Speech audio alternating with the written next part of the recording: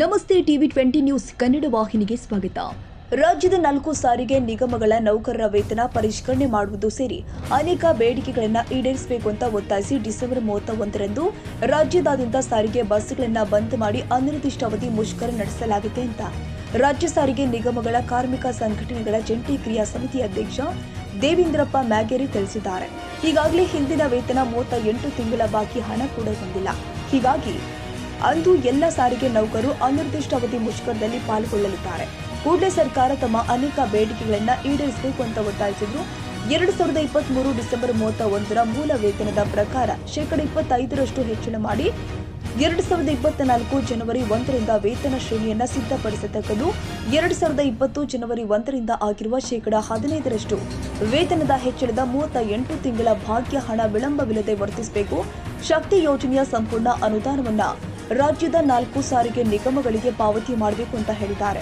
2023 August 8ರಂದು ಜಂಟಿ ಕ್ರಿಯಾ ಸಮಿತಿಯಿಂದ ಸಲ್ಲಿಸಿರುವ ಬೇಡಿಕೆಯಲ್ಲಿ ಇತ್ಯರ್ಥವಾಗದೆ ಬಾಕಿ ಉಳಿದಿರುವ ಅನೇಕ ಬೇಡಿಕೆಗಳನ್ನು ಈಡೇರಿಸಬೇಕು. ನೌಕರರು ಪ್ರಸಕ್ತ ಪಡಿತಾ ಇರುವ ವಿವಿಧ ಬಡ್ತಿಯನ್ನ 5 ಪಟ್ಟು ಹೆಚ್ಚಳ ಮಾಡಬೇಕು.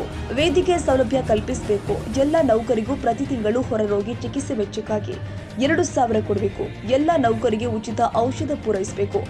ಇಎಸ್ಐ ಮಾದರಿಯಲ್ಲಿ ಆಡಳಿತ ವರ್ಗದವರಿಂದ ನೌಕರ ಮೂಲ ವೇತನ ಶೇಕಡ 4.5 ವಂತಿಗೆ ಸಂಗ್ರಹಿಸಿ ಟ್ರಸ್ಟ್ ರಚಿಸಿ ಈ ಮೂಲಕ ಸಾರಿಗೆ ನೌಕರಿಗೆ ಮಲ್ಟಿ ಸ್ಪೆಷಾಲಿಟಿ ಆಸ್ಪತ್ರೆಯಲ್ಲಿ ಉಚಿತ ಚಿಕಿತ್ಸೆ ನೀಡುವಂತೆ ಯೋಜನೆ ರೂಪಿಸಬೇಕು ಅಂತ ಒತ್ತಾಯಿಸಿದ್ದಾರೆ.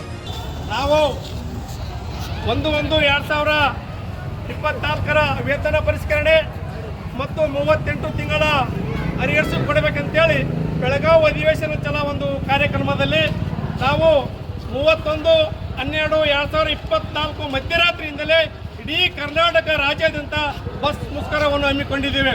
ಅದಕ್ಕಾಗಿ ಮಾನ್ಯ ಮುಖ್ಯಮಂತ್ರಿಗಳು ಮತ್ತು ಗೌರವಾನ್ವಿತ ಈ ನಮ್ಮ ಸಾರಿಗೆ ಸಚಿವರು ರಾಮಲಿಂಗಾರೆಡ್ಡಿಯವರು ಅವರಿಗೆ ನಾವು 31/12ನೇ ತಾರೀಕು 12ನೇ ತಿಂಗಳಲ್ಲಿ ಮುಷ್ಕರ ಮಾಡ್ತೀವಿ ಇಡೀ ಕರ್ನಾಟಕ ರಾಜ್ಯದಂತೆ. ಅದಕ್ಕೆ ಆಸ್ಪದ ಮಾಡಿಕೊಳ್ಳಾರ್ದೇ ನೀವು ನಮ್ಗೆ ವೇತನ ಪರಿಷ್ಕರಣೆ ಮಾಡಿಕೊಡ್ಬೇಕಂತೇಳಿ ಮಾನ್ಯ ಗುಂಡೂರಾವ್ ಆರೋಗ್ಯ ಸಚಿವರು ಬಂದು ನಮ್ಮ ಮನವಿಯನ್ನು ತೆಗೆದುಕೊಂಡರು.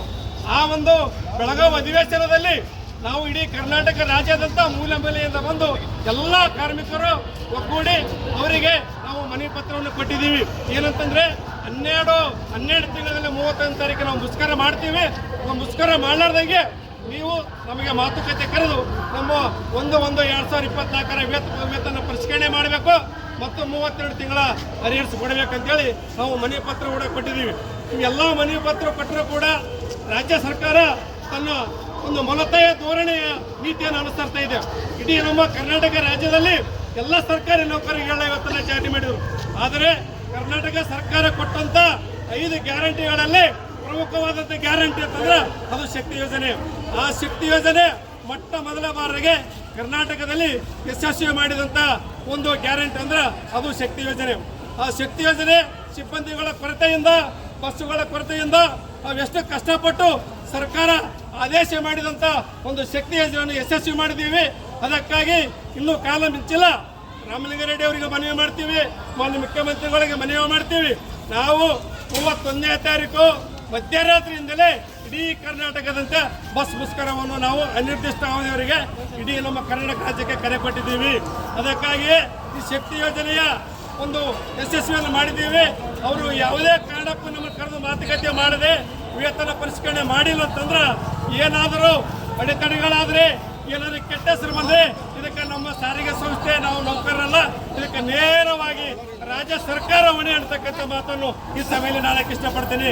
ಮಾನ್ಯ ಮುಖ್ಯಮಂತ್ರಿಗಳೇ, ನಿಮಗೆ ನಿಯತ್ತಾಗಿದ್ರೆ ನಿಮ್ಮ 5 ಗ್ಯಾರಂಟಿ ಯೋಜನೆಗಳಲ್ಲಿ ಯಶಸ್ವಿ ಮಾಡಿದ ಶಕ್ತಿ ಯೋಜನೆ. ಅದಕ್ಕಾಗಿ ನಮ್ಮ ಸಾರಿಗೆ ನೌಕರರ ಬಹಳ ಒಂದು ದುಸ್ಥಿತಿಯಲ್ಲಿ ಇದ್ದೀವಿ. ನಮ್ಮ ಕುಟುಂಬಗಳನ್ನು ನಡೆಸೋಕ್ಕೆ ಸಾಧ್ಯವಾಗುತ್ತಿಲ್ಲ.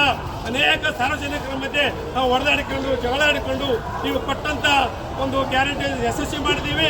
ಅದಕ್ಕಾಗಿ ನಮಗೆ 31ನೇ ತಾರೀಕು ಮಧ್ಯರಾತ್ರಿಯಿಂದ ನಾವು ಮುಷ್ಕರ ಮಾಡ್ತೀವಿ.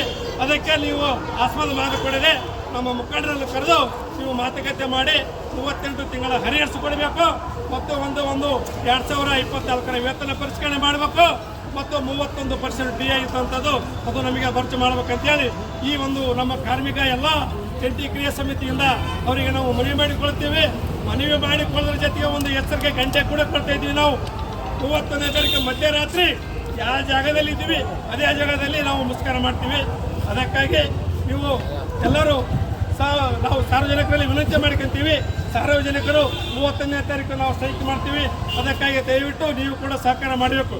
ಇದೇ ಸಂದರ್ಭದಲ್ಲಿ ದೇವೇಂದ್ರಪ್ಪ ಮ್ಯಾಗೇರಿ, ರಾಜ್ಯ ಸಾರಿಗೆ ನೌಕರ ಸಂಘದ ಜಿಲ್ಲಾ ಅಧ್ಯಕ್ಷರು ಶಿವಾನಂದ ಸ್ವಾಮಿ, ಎಐಟಿಯುಸಿ ಕಂಠಪ್ಪ, ಎಐಟಿಯುಸಿ ಕಾರ್ಯಕರ್ತರು ಆರ್ಬಿ ದೇಸಾಯಿ, ನೌಕರ ಸಂಘದ ಪ್ರಧಾನ ಕಾರ್ಯದರ್ಶಿಗಳು ಬಸವರಾಜ ತಿಪ್ರೆಡ್ಡಿ, ವಲಯದ ಮುಖ್ಯ ಉಪಾಧ್ಯಕ್ಷರು ಹಾಗೂ ಅನೇಕ ಸಂಘಟನಾ ಕಾರ್ಯಕರ್ತರು ಹಾಜರಿದ್ದರು. ಕನ್ನಡಿಗರ ಮೆಚ್ಚಿನ ನಿಮ್ಮ ಟಿವಿ 20 ಕನ್ನಡ ವಾಹಿನಿ ಇದೀಗ ಟಿವಿಯಲ್ಲಿ ಲಭ್ಯ. ಕರ್ನಾಟಕ ಮತ್ತು ದೇಶ ವಿದೇಶದ 360 ಡಿಗ್ರಿ ಸುದ್ದಿ ವಿವರವನ್ನ ಪಡೆಯುವುದಕ್ಕೆ ಟಿವಿ 20 ವಾಹಿನಿಯನ್ನು ಲೈಕ್ ಮಾಡಿ, ವಿಡಿಯೋಗಳನ್ನು ಶೇರ್ ಮಾಡಿ, ಕಮೆಂಟ್ ಮಾಡಿ, ಸಬ್ಸ್ಕ್ರೈಬ್ ಮಾಡಿ. HCN ಕೇಬಲ್ 842 ನಂಬರ್ನಲ್ಲಿ ಹುಕ್ಕೇರಿ ತಾಲೂಕು ಹಾಗೂ ಸಂಕೇಶ್ವರದ ಸುತ್ತಮುತ್ತಲಿನ ಹಳ್ಳಿಗಳಲ್ಲಿ ಲಭ್ಯ.